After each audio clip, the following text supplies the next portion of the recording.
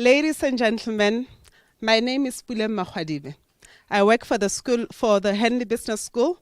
I am starting the School of Innovation and Branding right here.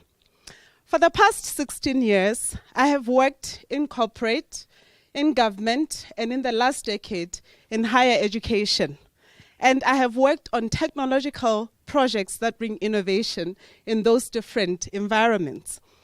And I have been surprised at how we are taught something else at school, but when you come to work, the environment is completely different.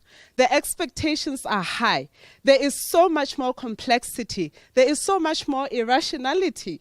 There is so much more disturbances. There's so many changes in the work environment, and yet you receive this education system, you receive this processes and management tools and frameworks that are meant to just smoothen your road to the top in industry.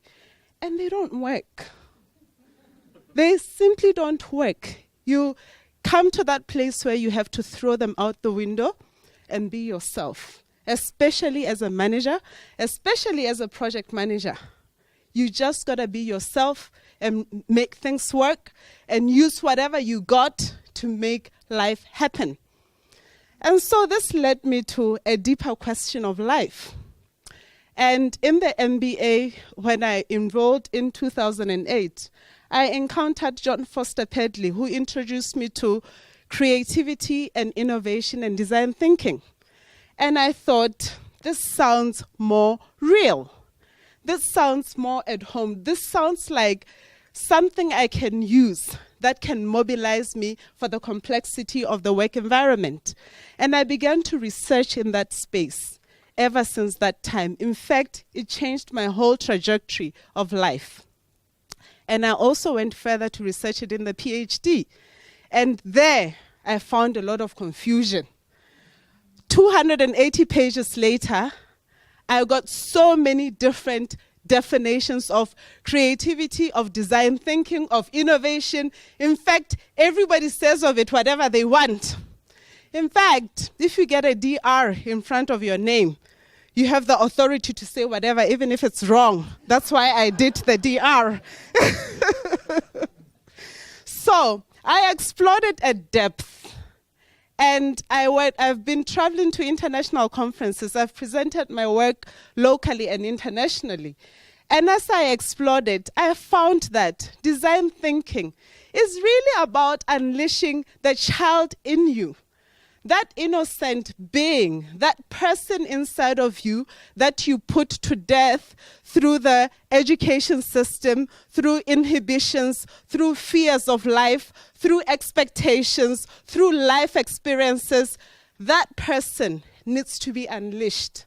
That creative person needs to come forth and face life and solve tough problems of this life. And design thinking encapsulates all of that. And so I came up with 26 different constructs of design thinking. They contain simple nudges that can cause you to start to think differently about your work, about projects, about management, about teams. And I have the pleasure today of inviting you to the launch of my first self-published book that I call The Alchemy of Design Thinking. Yes, self-published. There's the ISBN and the QR code too for the website, the abcofdesignthinking.com. It contains such simple nudges of creativity, of design thinking that can cause you to just think differently. And today I just want to share 3. The rest is in the book, and you'll find out the price. The first one I want to share. Think about it, ladies and gentlemen. Look around you. So much diversity. Gender diversity, race diversity, discipline diversity, age diversity around you. Such richness in this room. But what are we doing about it? In fact, have you stepped back, looked at your team at work, and thought about, how diverse is my team? Have you thought about it? And what are you doing about that diversity? Diversity hates more of the same thing. It likes different, it likes variety, it likes uniqueness, and it draws from the difference of opinion. And this is where we need to be. The second thing I want to share with a story too, from all the way back in 2007. You need to have the power to tap into that power of diversity. In 2007, in a creativity and design thinking course, we were asked to come up with 25 uses of a cell phone. Ladies and gentlemen, at that time, none of you had a smartphone. We all used those tiny, tiny little phones that we used to make calls, send SMSs at the most as an alarm system. And if you were asked at that time to come up with 25 uses, it was one of the toughest things to do. It was one of the most difficult assignments in my MBA, to come up with 25 uses of a cell phone. And you were told, just switch your judgment off, don't judge yourself, just fill up the list, they don't have to make sense. And eventually, after a long day of thinking, we came up with these.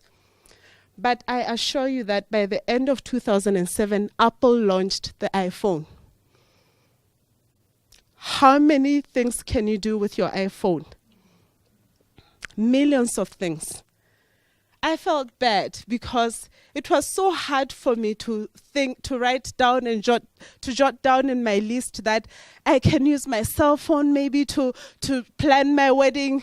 I could probably use my cell phone maybe to chase the mosquitoes away.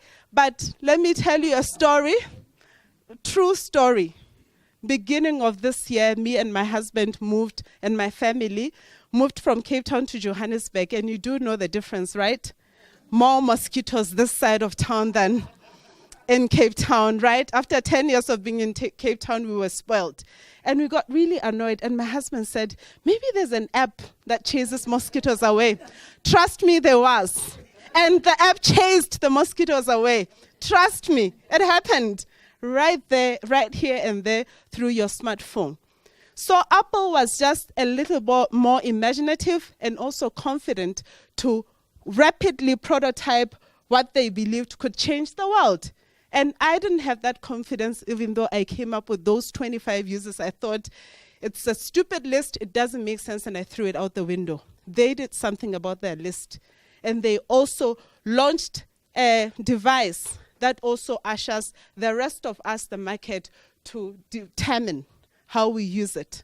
And this is the attitude that we need to have. This is the attitude that I had when I launched my book, The Alchemy of Design Thinking. I said it doesn't have to be perfect.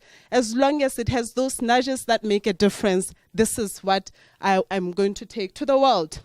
Who is going to read this book, you wonder? All of you are already finding it relevant, isn't it? Every single person is going to find this book very relevant. Think about your project teams. If they begin to read simple nudges like seek multiple perspectives when you do projects, seek to see the world from other people's perspective. Think about that CEO who begins to believe that he's creative and those around him are also creative. Think about the government officials. They will definitely stop sleeping if they start believing more in the power of creativity in humans, isn't it? And ladies and gentlemen, that's my Twitter handle, that's the website. Get the book. Thank you very much.